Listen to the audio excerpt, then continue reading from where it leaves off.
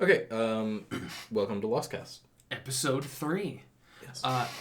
This one goes with the episode on my channel, Dude Wrong Door, where we played Adventure Craft, an episode of Get Lost. This is the accompaniment that follows. So if you want to see what happened beforehand, there should be a link in the description that goes to that video. But something I was thinking is what we were talking about earlier when we were playing the Zelda mod, where we were thinking, like, is this legal? I'm curious to maybe find out, but I feel like there's an interesting distinction. Because if you take something like Little Big Planet, which is an official video game with user-created stuff in it, and someone makes a Zelda level in Little Big Planet, ain't no way anyone would persecute that. Right. And I don't know that they'd persecute the level. Maybe the music. The music, I think, would be the only problem. I don't think you'd have a problem putting it on your channel, though, now that I think about it. Okay, probably not. Because, you can put Let's Plays of Zelda games on your channel. Well, you can now. Because Nintendo is a little less crazy. They finally let loose their iron grip. Yes. But, Sorry, I keep creaking. I'm trying not to. I was probably creaking that whole lean video, all the way back. But actually, just lean it all the way forward. So some things we talked about in the video. The last update for Adventure Craft was August 26, 2012. Oh wow! All right. Which is it's just a crying shame. Well, it's because it's obsolete, correct? Yeah. So basically. You think these people probably continued doing Minecraft modding? He didn't, as far as I'm aware. Hold on, let me pull up his YouTube. I mean, maybe, maybe he was just like, all right, well, I did it. I brought us here. Is this the same guy? Yeah, so he randomly uploaded a video 2 years ago, so we know... The one before that was 6 years prior. Yeah, we know he's not, dead, or at least wasn't. But he's also not active. And, I can't blame him. What's his name? Cryect. Okay. It used to be Cryect, too, but now I think it's just Cryect. He simplified it. Yeah. Streamlined. But, I don't know. You also gotta wonder, so here, this kind of jumps off of what I was talking with the whole, IP and, what those laws, who those laws are supposed to protect and if they actually do that. Yeah. So, he introduced stuff in a mod that the official game didn't have until after the fact. So, really, who owns those things he created? Does Minecraft really own those? Yeah. I mean, I'm thinking... If we're gonna let people, sue to protect their intellectual property, who's to say that he couldn't sue for that? I'll tell you exactly what's to say about it. He doesn't have as much money as they do, so that ends up kind of being what those laws end up protecting, in my opinion. Yeah. Grandiosely, they definitely favor the people with all the money. But, this guy definitely deserves credit. If this is the first time he did that, but, Minecraft ain't going to have a little bit in the credits saying, hey, thanks to this guy for, coming up with this stuff and showing that it could be done so that we could try to put it in there instead. Right. And Minecraft never added it the same way. You kind of have to, you have to use, scripting and, totally. Stuff to do what he did so seamlessly back then. But so there is a guy on Twitter that might be him. If so, he's still alive. I think it is him, but I don't know for sure. John Rittenhouse, shout out. Yes. Cryact, John Rittenhouse on Twitter. Looks like he's got a job. Yeah. Nice. But enough about that. But what was I talking about?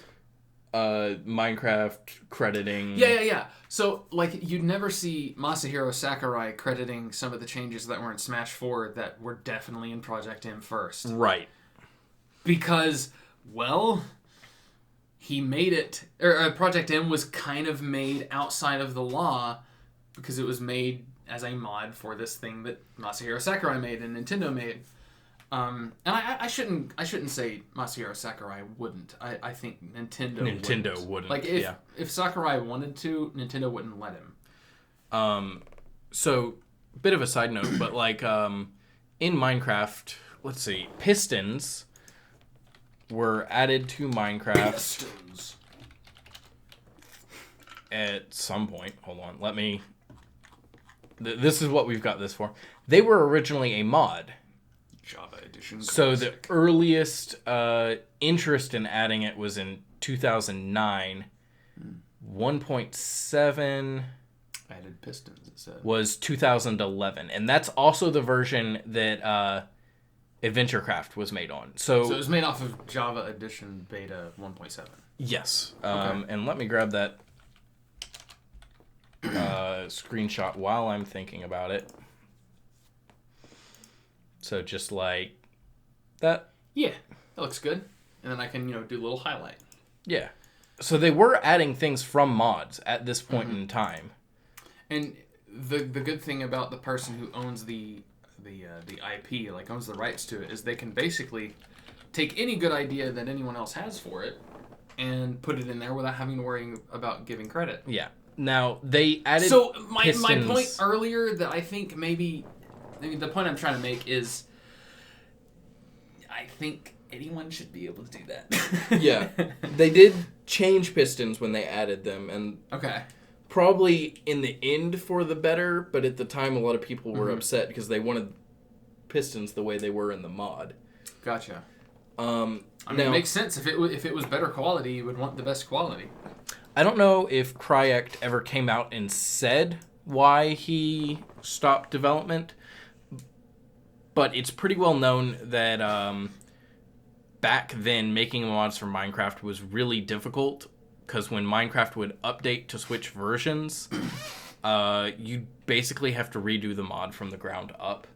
Oh, wow. Because of the way... Okay. So, like, they obfuscated... But it wasn't for legal reasons. It wasn't for someone's bearing down on him with a cease and desist. It was because, man, I'm just going to move on. Yeah. Go do other stuff. I have to say, for Mojang, back in the day, they were really cool with the modding community. I mean, the modding community is kind of what made Minecraft the way it is. Yeah. That and the Let's Play community. Yes, so and there's another thing about Let's Plays is we were talking about earlier with Nintendo. They just stopped this as of 2019. Tyrannical. Yeah, this tyrannical, counterproductive thing that really just kept people from, sharing in the joy of playing Nintendo games on the internet. It was they limited all that free advertising they were getting, and just kind of punished people for doing something that is in no way harmful to them. Yeah. It was just draconian, and I feel the same way about that. Like, that's on the micro scale of the feelings I have on a macro scale. And I don't think Minecraft really could have gotten to where it was so quickly and in the right time that it did, because Minecraft was definitely, I think we were always going to get a game like Minecraft. But it was Minecraft, and it happened when it did, and as quickly as it did, because it was so open for modding and stuff like that. So, as open as it was for modding, he obfuscated the files. So, like, basically, when you're programming it, the class names didn't match, and they would just be, like, gibberish. And then when he'd release a new version, he'd obfuscate them again, and it would be different. And, like, I can't blame him for it. There's reasons to do that, but, like... No, I'm not saying there's no reason for it. It made updating from, like I said, AdventureCraft was originally for Minecraft 1.7, if I remember correctly. When he updated to 1.8, it became, like, just this Herculean effort to port it over, and I think at that point, Cryek just...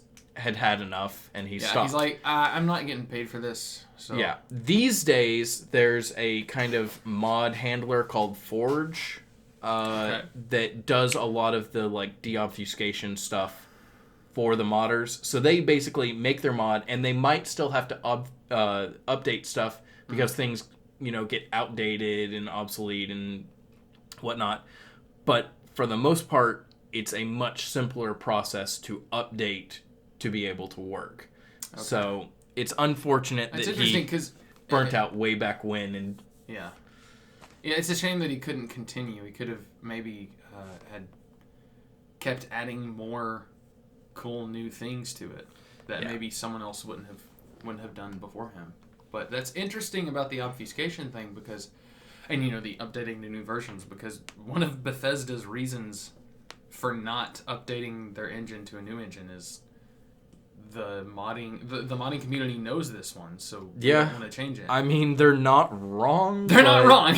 On one hand, I think their games could use a new engine for the sake of making a better game, but on the other hand, that's kind of a good point. I mean, I think it's people that have like more than 10 years of experience in that engine now, and it's experience that is not professional. It's a hobby experience. So it's something they're only doing because they enjoy it. And with this guy, if they were to change it, it's possible that a lot of people like him would just be like, it's not really worth it anymore. So I think I might just get a new hobby.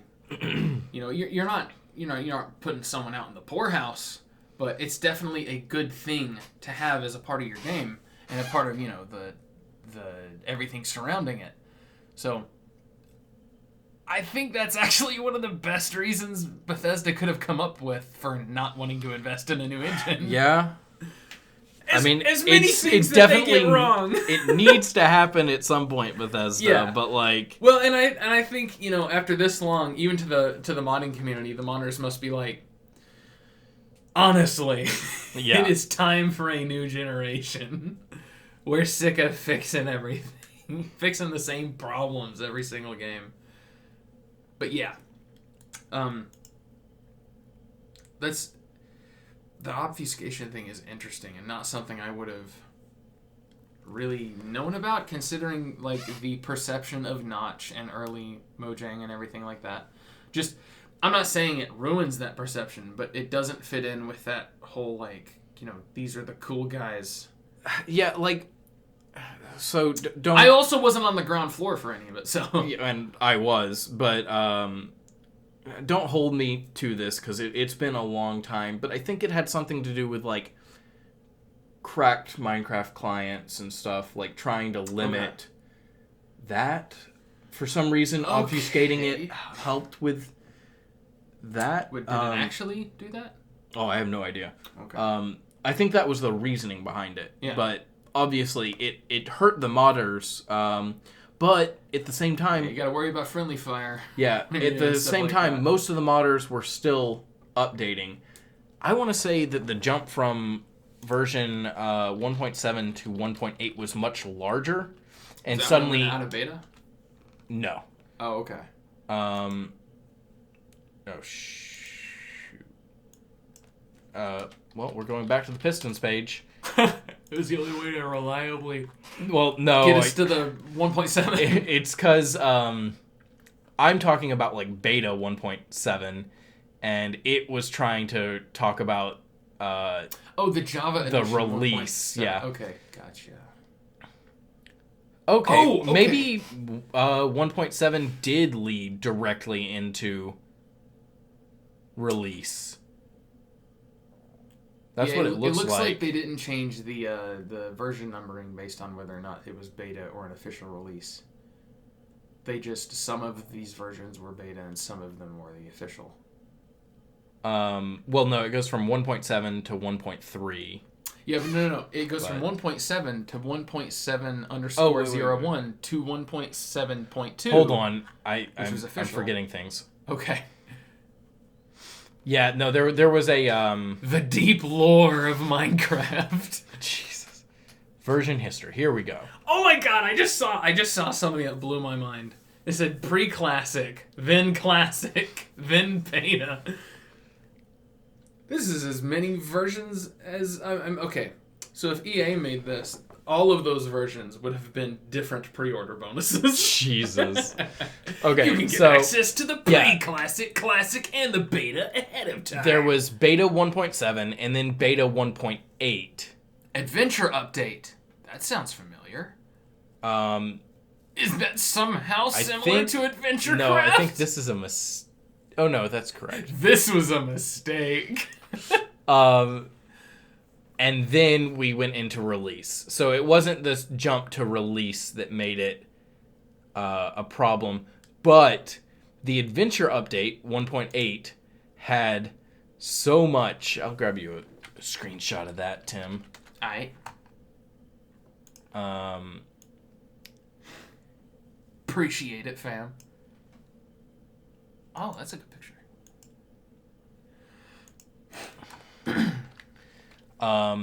This, if I remember correctly, was the update that came out October of 2011. That was an excellent year. And it had nether portals and stuff in it, which was a huge change for Minecraft because it basically added a second world. That's pretty big. Pretty big. And honestly, AdventureCraft and plenty of other mods probably weren't able to make the the jump because it was... This is total just guessing on my part. But it was probably just a total change in how the game handled a bunch of stuff. So, yeah, new mobs. They added Endermen, Silverfish, Cave Spiders. They re-added the creative game mode. Huh. It's interesting that was ever gone. It just seems like a synonymous thing. Then again, I mean, I knew people that were into this, and I remember hearing Enderman, and I was like, they're like Slenderman, and they just added them to the game. I remember hearing that kind of thing, but you know, I never followed it closely enough to know any of this stuff. Minecraft is a really interesting story, and it's not something I feel like could happen today. I just don't think it would happen. Like, not just the level of community engagement, which okay, maybe I'm wrong about that. Maybe it wouldn't happen on a AAA level, absolutely, but I also kind of doubt it would happen on an indie level because think about how little Minecraft asked of someone. Like, it was always inexpensive, if not free. Like, early on it was free, and then it stayed pretty inexpensive. Yeah.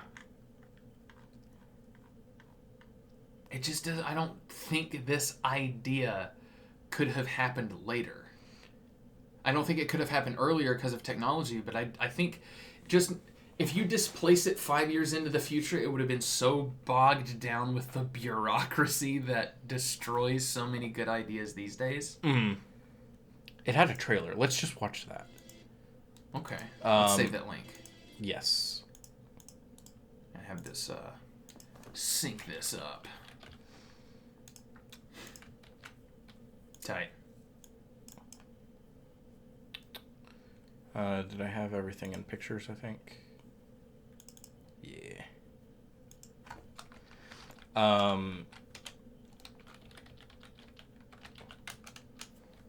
Christ, I am like fat fingering everything. Same.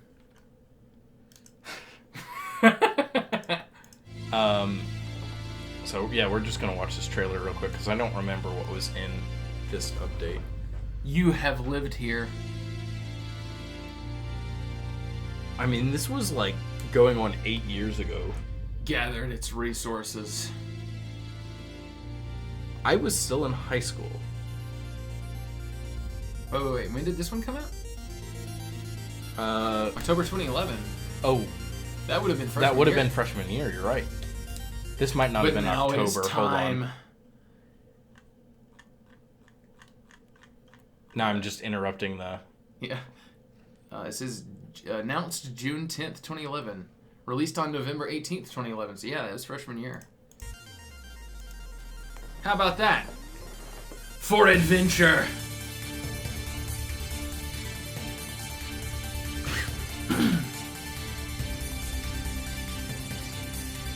Dude, I love old game trailers. They were totally just about, like, just unironic enjoyment of everything that the game was. This feels just like those old games.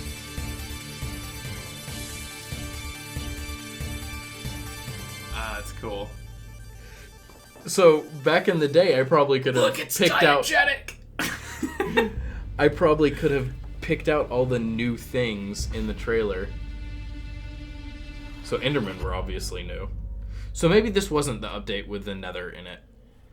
Think about that. Think about Slenderman being a public domain character that isn't owned by anyone. They probably would have got sued had he been owned by someone. There it is in Minecraft. My basic point is that I don't think intellectual property should exist. And we can basically just leave it at that.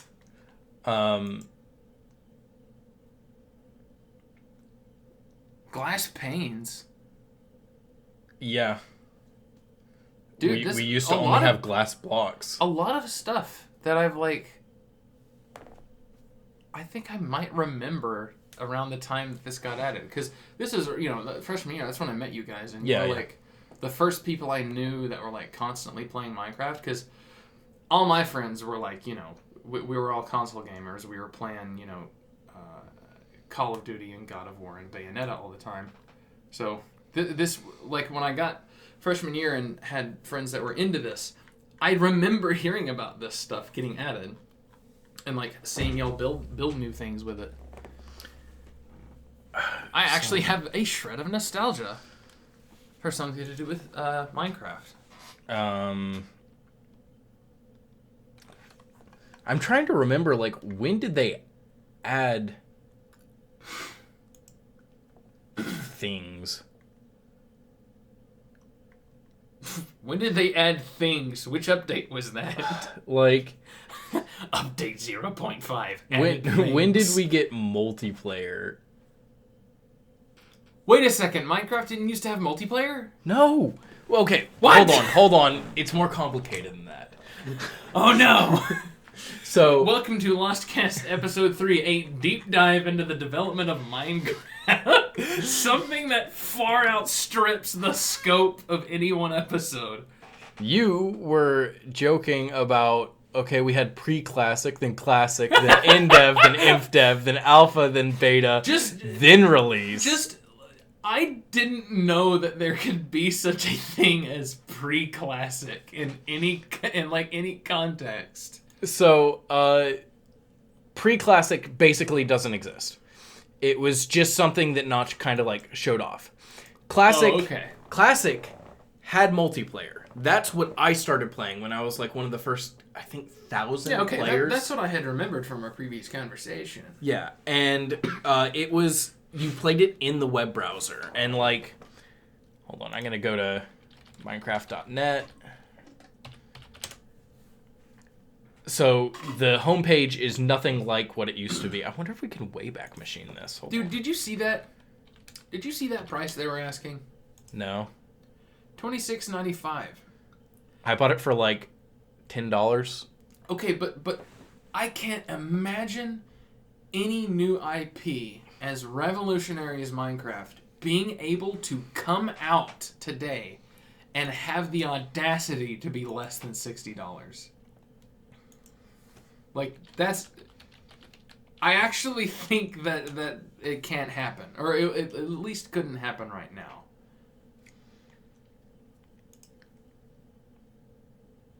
Okay. I've actually never used the Wayback Machine. This is interesting. I'm learning all Man, did they didn't end, because I was playing it in 2008-ish, and it doesn't look like it have a different website. I don't think so. Let's. Yeah, this is... Nothing here yet, but perhaps you're a web developer / designer. They're actually looking for people to help build the website. Okay, so I might be wrong, because I thought I was playing it... No, I didn't... Okay, 2009 would have been when I started playing it. Okay. Click here to start the game. And, of course, it's dead now, but yeah, you used to just, click that, and then play in your browser. That was single player. Then there was multiplayer. Okay. Sorry, I don't mean to. Oh, no. It's totally cool. Sorry, I thought maybe there was a hotkey to do that. I didn't. There is. So much. This is nicer because it. I'm automatically trimming stuff, but it's fine. No. I thought there was a hotkey for that. Like on the Mac, it's Shift Command 4, and then you just draw that, and it saves it. Honestly, there's probably a hotkey for it. I don't know it off the top of my head. That's fine. We don't have to figure it out. That's not adding too much time. But this is what I started playing on. Okay. Man, you were a real OG. Yeah, like I said, I was one of the really First early out the registered gate. users. That's pretty Unfortunately, crazy to think about. you can't see, I don't think, when you registered your account, but you can see when you bought the game. But I didn't buy the game for a while because there was no reason to. Yeah. Like, when buying the game got you access to, going back to the, got you access to InDev. Okay. And InDev, I think we talked about that previously. yeah, we did, was kind of like poo-pooed amongst us classic mode players. It was kind of like, oh... I like that perfectly harmless term. It was poo-pooed among us. Yeah, like, we didn't play that because, like, it was only single player and, like, we had this tight-knit little community and we all played together and, like, there was no reason to go play InDev. And then eventually my brother got it. So his account actually owned Minecraft earlier than mine. Okay. And he played it, and then I eventually bought it too. But, like, until there was basically survival multiplayer, there wasn't a huge reason for most of us to buy the, like, actual game. The official release. Yeah. Well, we just played everything for free on the website, like, in the multiplayer servers, and it was all survival mode. Like, that's what we did. Well, I mean, I'm sure he doesn't regret doing that. He's kind of filthy stinking rich. Yeah, I mean, it worked out. You know, there's something to be said for not monetizing every single little thing you possibly can. Mm-hmm. As far as, you know, building a community that actually likes you and likes to play your game.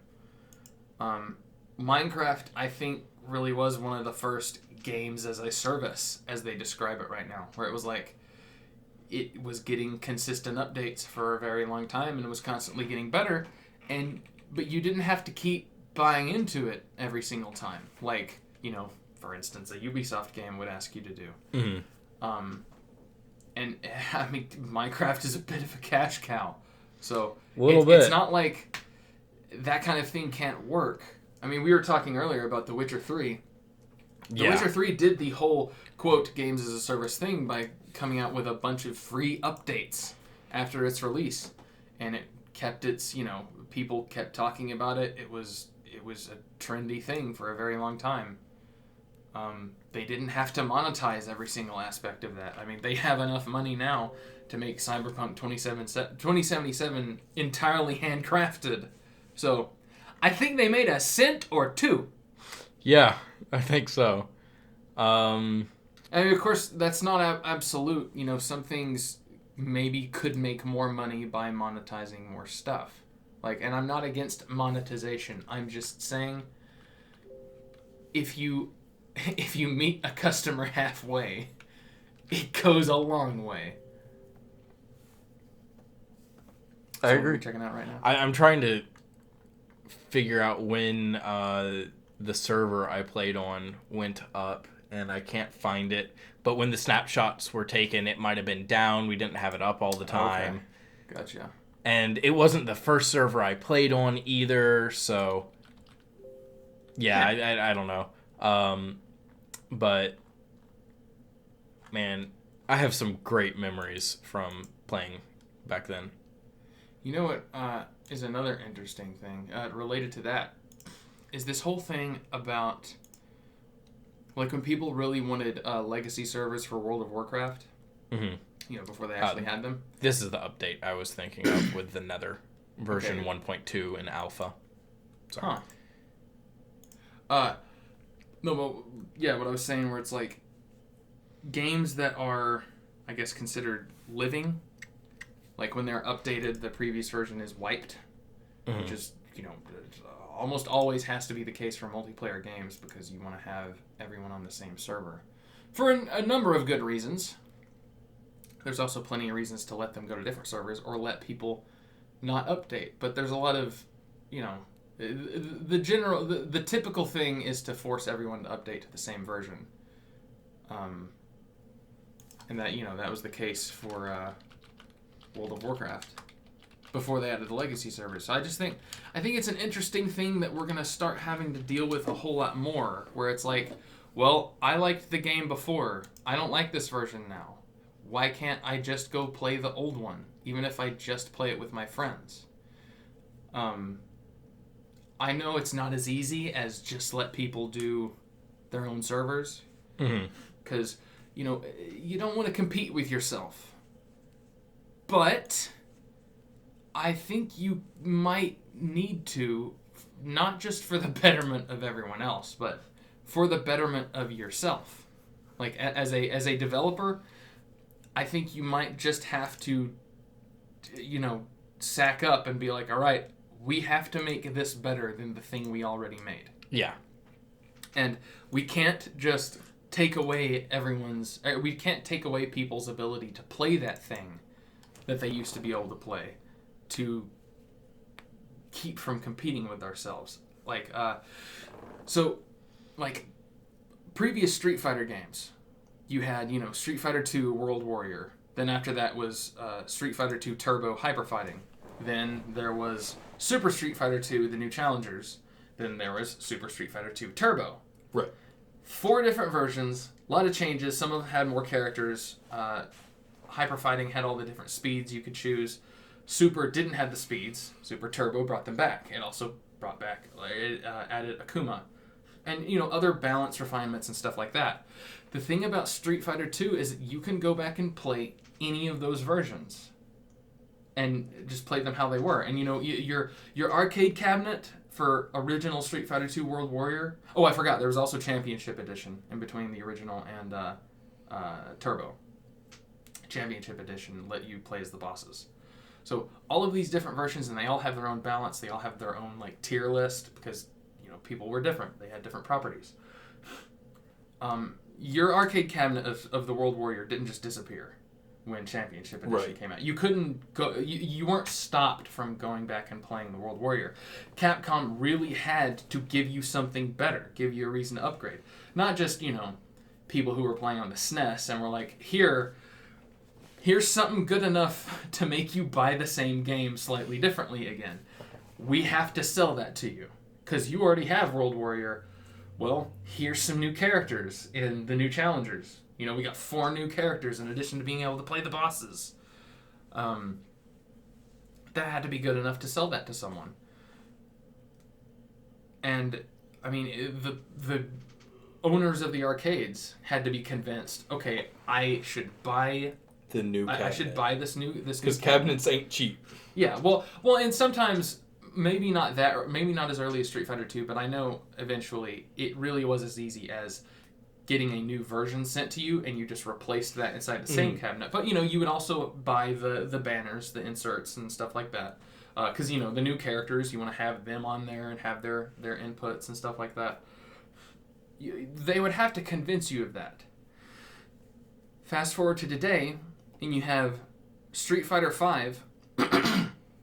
where Season 3 makes people hate the game and makes pro players detest having to play it, makes them want to quit. They enjoyed Season 2, or they enjoyed when their character that they invested time into, and as their job, is now just too bad to even continue playing. So now they have to learn a totally new character. That's a whole different debate as to whether or not you should be changing your game based on the livelihoods of pro players. That's a big topic that I don't think I'm ready to get into. But the whole thing where it's like, okay, well, Street Fighter 5, you're playing Season 4 right now, whether you like it or not. I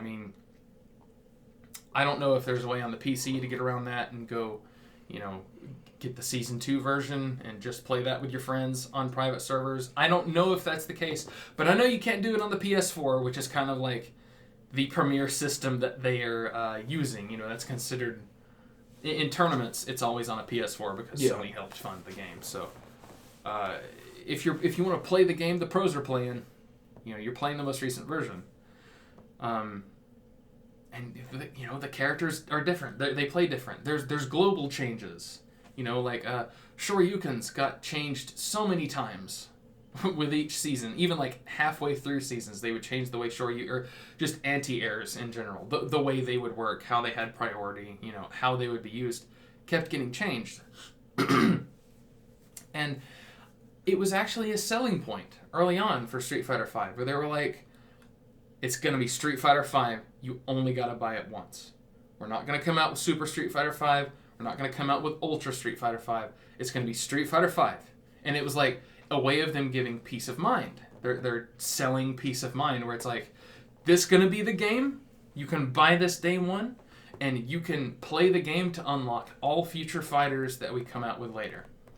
The fact that you can buy them with real money is exactly why it's such an unfun grind fest to actually unlock them to begin with. So don't really deliver on that promise. It's like, yeah, you can play it to get them, but it sucks and you won't want to do it because it isn't fun to do, the point of the game. But it was seen as this is a positive change for the consumer. And I think either they weren't anticipating that this was going to happen, or they were just like, we're going to do this because we know that we will no longer have to compete with ourselves previously. Yeah. And we can still monetize these characters to be just as expensive, if not more expensive, than buying a new version each time, you have to buy the new season of characters. Like, if you buy Arcade Edition, you get all of Season 1 through 2's characters, and it's for $40, and I think it's a good value for a fighting game. But you're not going to get the complete version of Street Fighter V. And if you're not playing the complete version, if you don't have the characters to kind of mess around with and figure out what their tools are, you're being held back because of money. And it's really not any different from still having to buy a new version back in the day. But back in the day, it was,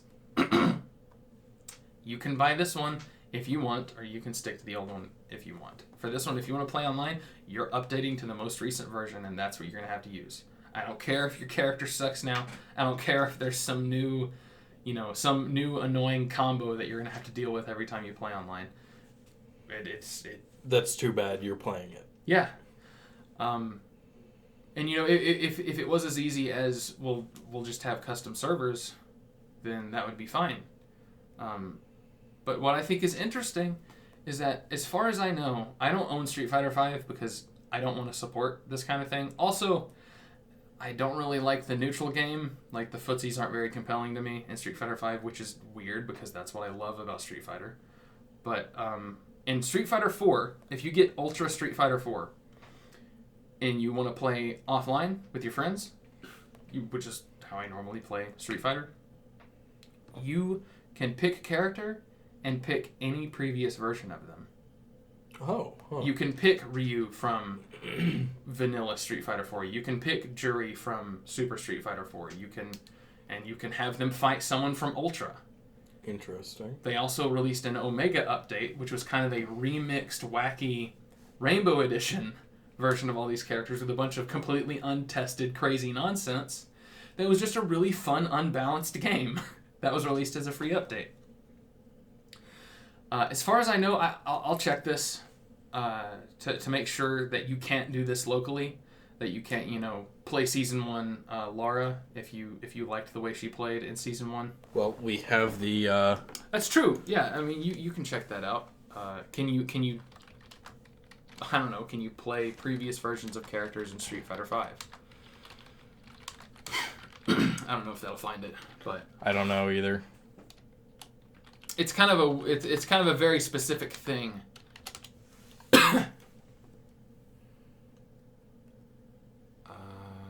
Okay, can I play previous seasons in Street Fighter V?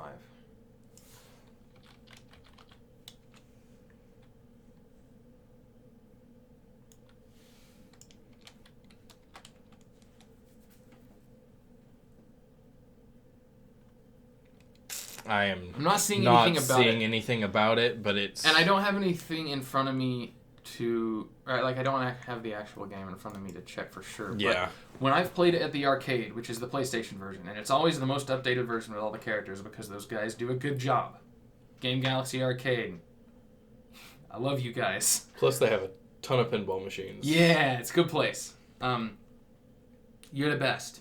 But when I've played Street Fighter V on there, I've never been asked to choose my version. So I don't know if it's in there. And if it is, it's very well hidden. It's probably intentional. Because, you know, a good way to sell, a great selling point for the newest version of Street Fighter 4 was, well, it includes every previous version. So, you know, why not buy it? You can trade in your old disc. Or, you know, just pay to download the DLC for this one. Mm. And, you know, you'll have access to every previous version, too. I know that's not the same thing with World of Warcraft, because that's an MMO. So right. I know it's not a perfect comparison. I'm just saying, that's something that I think is going to keep coming up as a point of frustration. And I think maybe developers, publishers, whoever, could really get... I mean, it could really go a long way by just taking the approach of, you know, we won't restrict access to previous stuff, and we'll really try to sell you on the new stuff. You know, it's take on the responsibility of, I mean, who would want to play the old busted stuff? Look at this new crazy awesome stuff we got in here. Mm-hmm. So, I mean, I'll tell you right now, when I want to play Street Fighter 2, I don't want to play World Warrior unless it's strictly for nostalgia. Like, I want to play Super Turbo, or I want to play Super Turbo, or I want to play Ultra.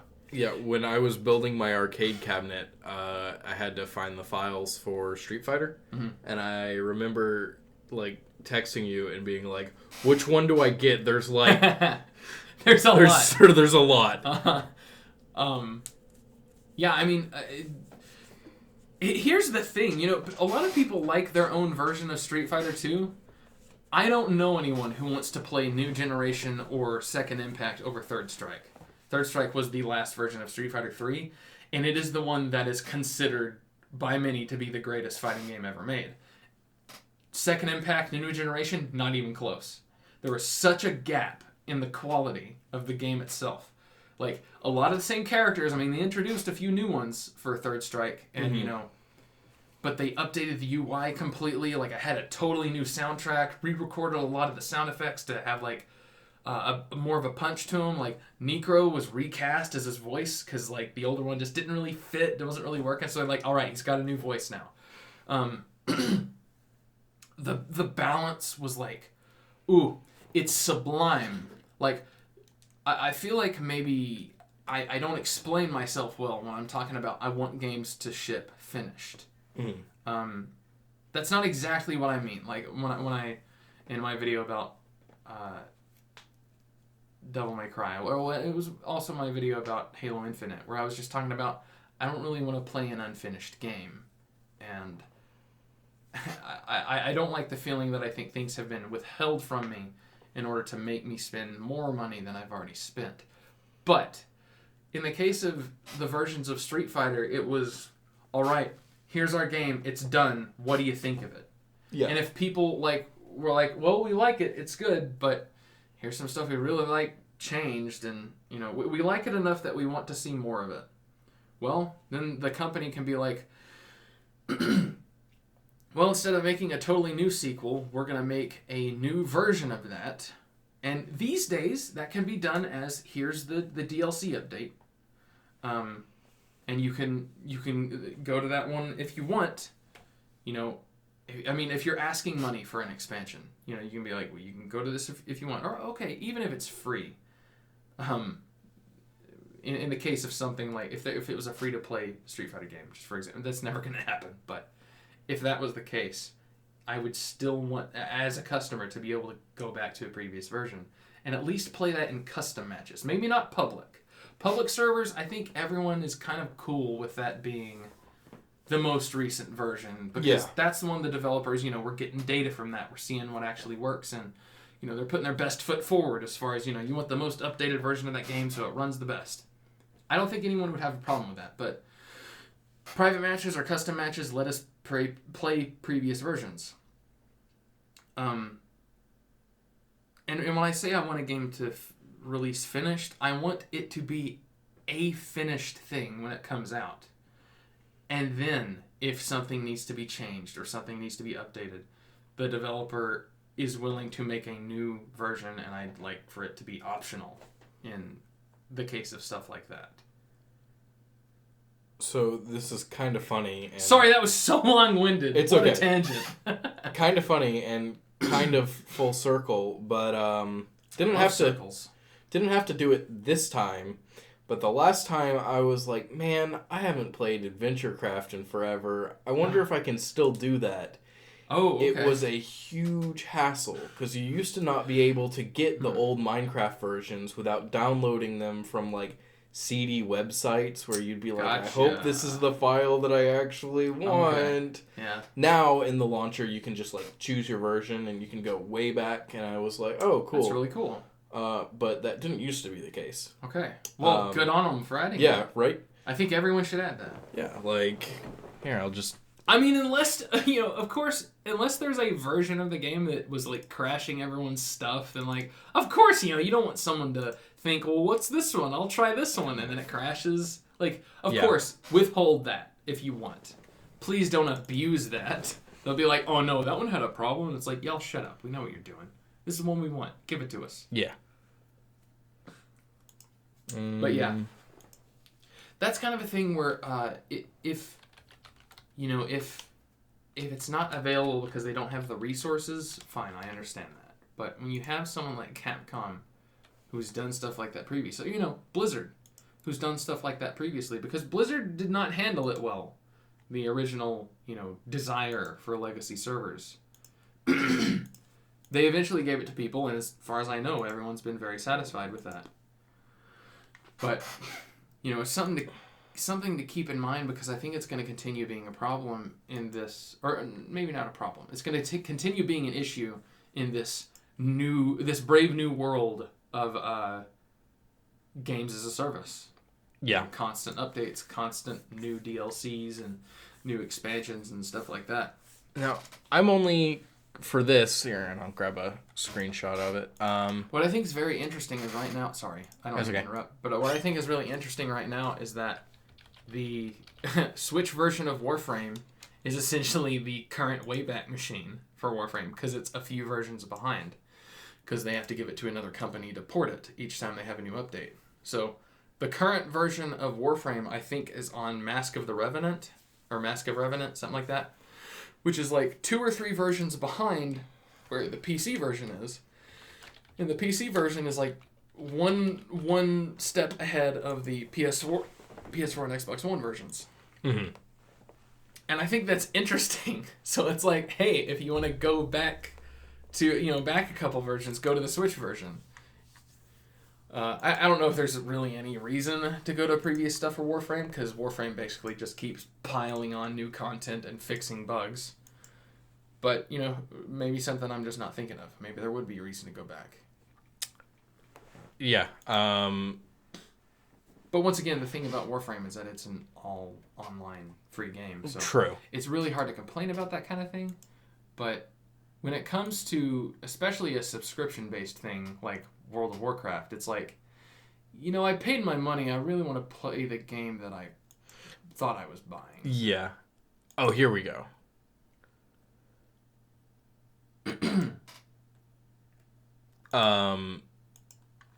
So you're checking out the previous version. Yeah, you can go all the way back to like... That is really cool. And this is official? This is official. This is the Minecraft launcher. I got mad respect for that. Like I said, it did not used to be the case, but like, it's pretty cool. You think the reasoning was we want to withhold this from people, or the reasoning was we don't have a good way to set this up and have it presentable. I don't think they had a good way to set it up because, Okay. like, I think that was added with one of the launcher updates. That's perfectly acceptable too, because in that case, any criticism I would have for a game being not what I want it to be, like that advice is, hey, don't make bad games. And it's like, yeah, that's not so simple, but don't make games worse on purpose, especially not for nefarious reasons. Plus, I think part of it was, like, it just didn't occur to Notch, because, like, you have to remember, like, it wasn't this huge thing back then. It was like, I'm a really teeny tiny indie developer. He used to release an update every Friday. And that proved to be unsustainable. Yeah, definitely. As Mostly, the scale grew. So, at the time, when he was doing updates every Friday, it was like, I added bats to the game, and, like, one other thing, I'm not going to tell you what it is, go find it. And it would be like, oh shit, what is it? Oh, that's fun. But then, Minecraft started getting more popular, and now instead of, like, a couple hundred people checking his blog and being like, oh shit, new update, yay, it was, like, thousands, and that was just too much pressure. Yeah, Plus, definitely. releasing those updates like that, they had bugs.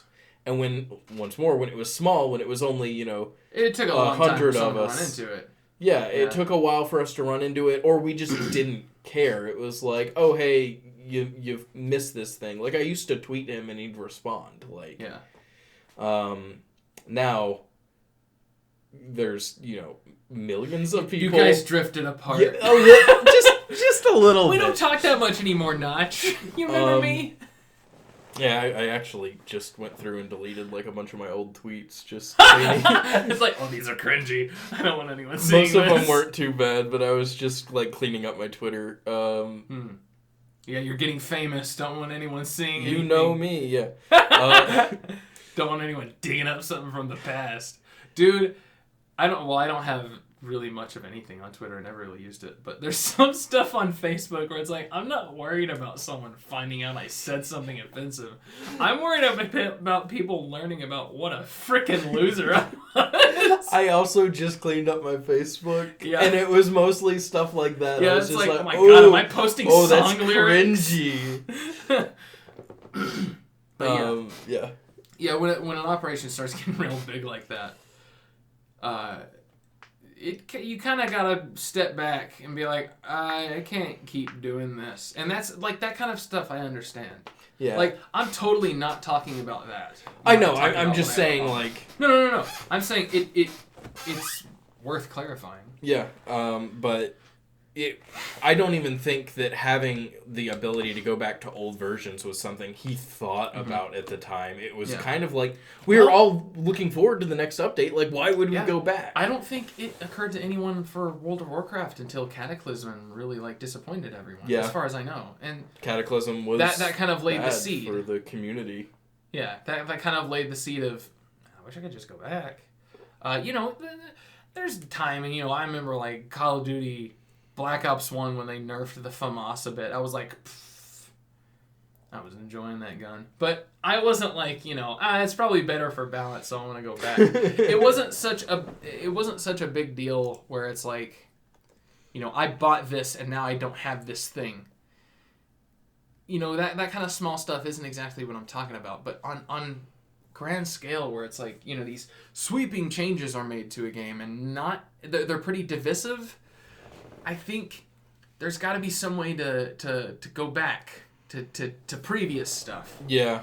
And I mean, there's other weird things like this where I feel like conveniences are withheld in order to pressure someone into buying something. Like, for my Call of Duty video I'm doing, which, God, I hope's out by the time I release this. But I hope I hadn't given up. But I was playing the multiplayer for Modern Warfare 3, which was a long time ago. I want to say maybe 2009 was Modern Warfare 3, but it was the first and the last game to have the option to simply click a button to deactivate all DLC maps. That's nice. Because, the issue that people are, quote, contending with right now, or I should say the issue that developers are contending with now, and stuff like the reason Battlefront 2 dropped the season pass was because they're like, we want everyone to play on the same servers. We don't want to split up the community because it makes it hard to find games. And I don't think there was an ulterior motive there. Like, yeah, you want to have all of your players playing on the same servers because you don't want your players to be unable to find a game. Yep. And that's a big issue with Call of Duty games because you're like, some of the people have one expansion installed. Some of the people have two of them, and it might not even be in order, but most people are either going to have all or nothing. Well, I mean, it's like when we were playing Raiders of the Broken Planet, now Space Lords. We just ended up playing the first mission. Because it was the free one. Because it was the free one, and people were actually playing it. Yeah. Like... there's two groups of people normally in any Call of Duty game. There's the people, the two biggest groups are the people who bought the whole season pass because it's cheaper to buy it all together. So, obviously. And then there's the people who didn't buy anything. They're the other biggest group. So in Modern Warfare 3, you had the option of simply clicking select before picking your playlist to turn on or off all DLC maps. So it's like, I can't find any game on the DLC. Click, I'll just deactivate it, play vanilla maps. And you could find a game that way. That helped with its longevity, and it also made it to where you didn't have to go back and uninstall the expansions, or worse, reinstall the expansions anytime you wanted to switch that around. Because, you know, if you're playing at peak hours, you're like, I want to play me some DLC maps, go to the DLC playlist. So click, turn it back on. You don't want to have to install 20 gigabytes of map packs just to do that. I can't imagine handling it that way, and yet you're saying that they do. Modern Warfare 3 is the only one that they had that in. Oh, and no. Previous games, I can chalk it up to they didn't think about it, they didn't realize it was a big need, and maybe they didn't have the time. But subsequent games, yes, there's no excuse. Exactly. And I know that there's other things, like removing the ability to know how many players are online. Yeah. And then after that, removing the ability to know which playlists have the players in them.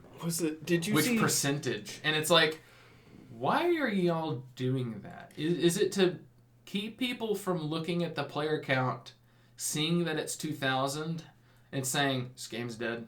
Why would I even look for anyone? Because what happens instead is that you have a game that is dead because no one knows where to look for the games. It's like, reliably, go to the featured playlist or go to Team Deathmatch. You'll find a game in a Call of Duty game that has players still playing. Because Team Deathmatch is Call of Duty. It's a Team Deathmatch arena shooter. But some games, Domination was really popular. Some games, Search and Destroy was really popular. And the way you can know that is by scrolling through the playlists and saying, this has this many players, this has this percentage. And that's just a benefit to the players, and I would think to your game. But then I'm like, how does it benefit their game? It benefits the longevity. Call of Duty doesn't want their game to last longer than 1 year. Right, because they're going to release the new one anyway. However, and they're smart about this, they know, this is why they have 3 completely different developers working on the games. And they barely communicate, because they want 3 distinctive visions each year. Then they want to have those come right after another. So, they aren't doing Street Fighter 2, Street Fighter 2 Championship Edition, Street Fighter 2 Turbo. They're doing Street Fighter, King of Fighters, Fatal Fury, Killer Instinct. Like, they're getting completely different visions for the same core design philosophy. The maps are designed differently depending on the developer. Some of them are even using different engines now. Like Sledgehammer uses their own proprietary engine. Treyarch is using a custom version of one of the older engines, and Infinity Ward continues to update the original engine that they made, which is almost indistinguishable from Treyarch's now. So you're not really getting a direct new version. Right. Sometimes you're losing mobility options. Like when we went from Infinite Warfare to World War II. Very different video game. Yeah. And which isn't necessarily a bad thing. No, I would actually think it's a good thing. As long as Infinite Warfare was treated as a game that needs to last 3 years instead of a game that we want to die after 1.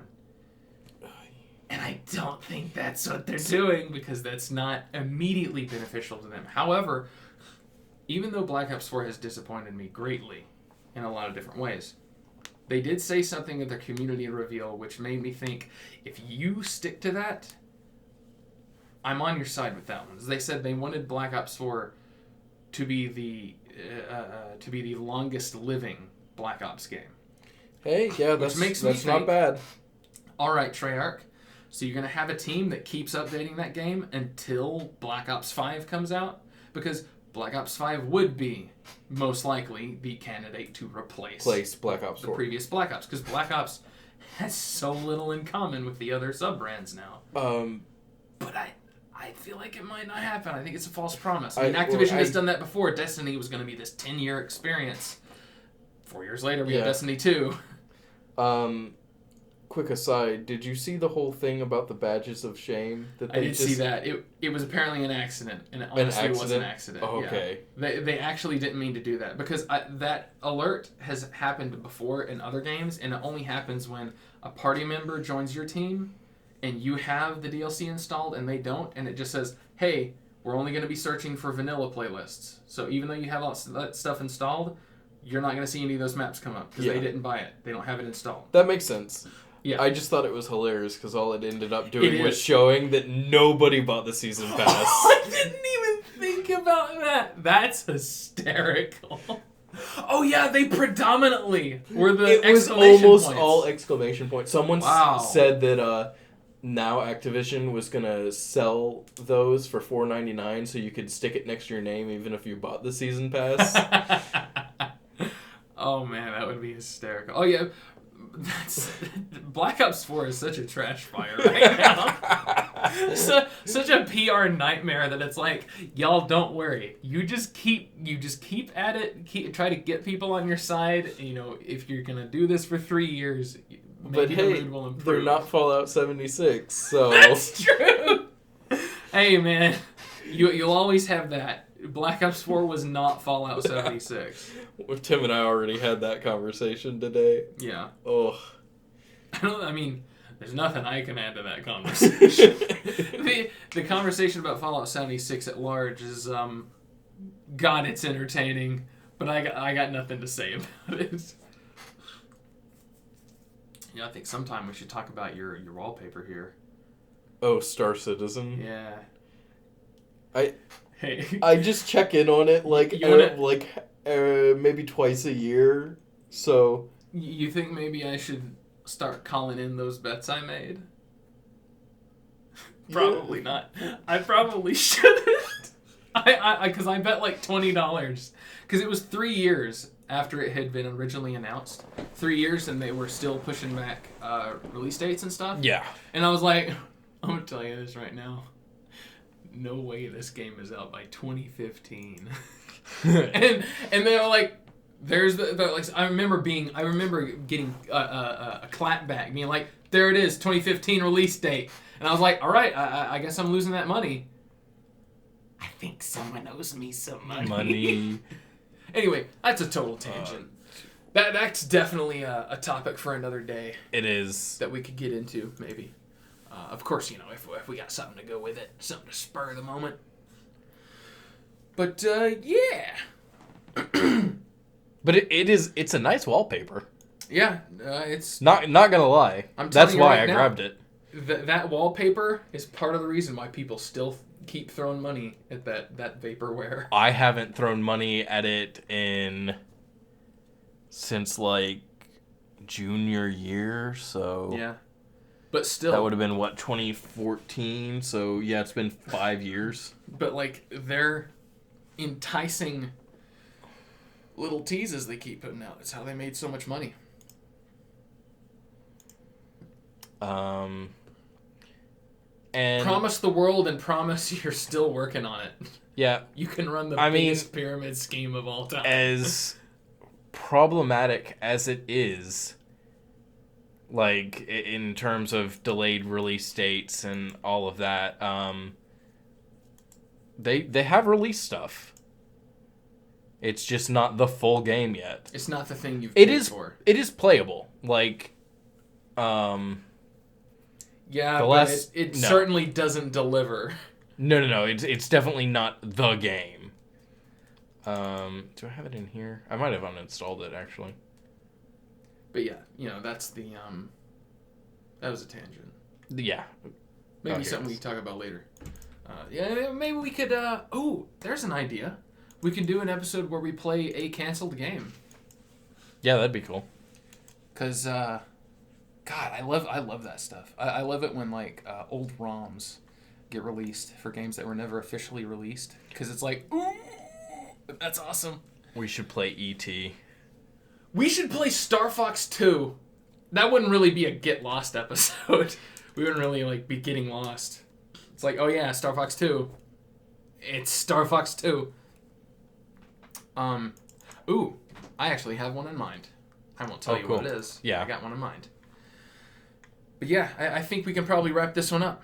All right. I think that's it. So if y'all want to, get more David, he got a Twitch channel now. I do. It's twitch.tv/onwardprogress. Same name as his YouTube channel.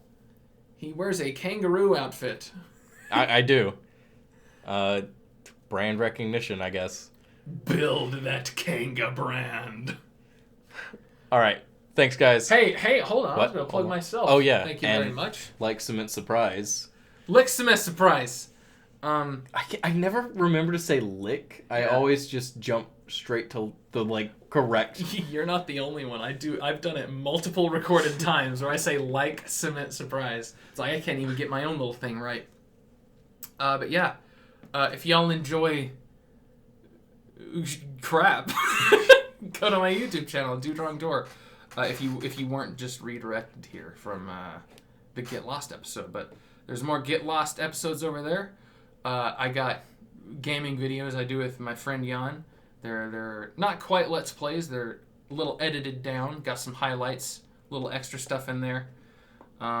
We're hopefully gonna be streaming more, doing some Titanfall, maybe some Halo, and hopefully I will have completed the first of my Call of Duty retrospectives.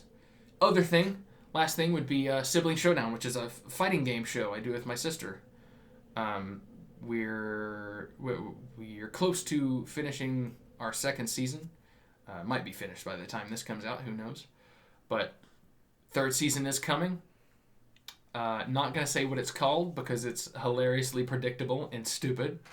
So I don't want to take that away from y'all. That shining moment.